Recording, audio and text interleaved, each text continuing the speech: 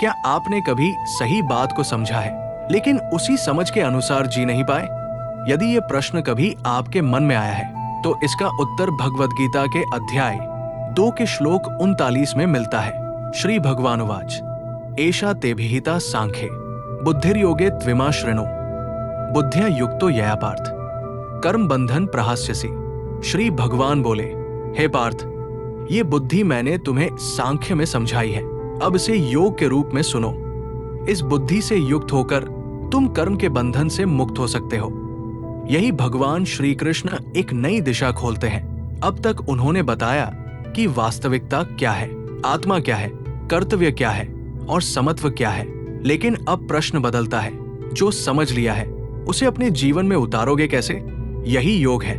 ज्ञान केवल ये जानना नहीं है कि क्या सत्य है। ज्ञान तब जीवित होता है जब वही समझ हमारे निर्णय और कर्म को बदल देती है। और जब कर्म सही समझ के साथ किया जाता है तो वही कर्म बंधन नहीं बनता।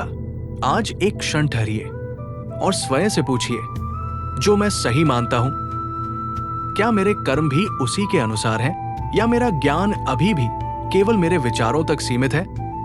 शून्यांत सूत्र।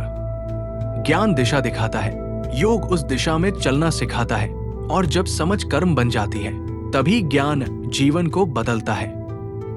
शून्यांत अनंतम प्रति, शून्य से अनंत की ओर, शून्यांत के साथ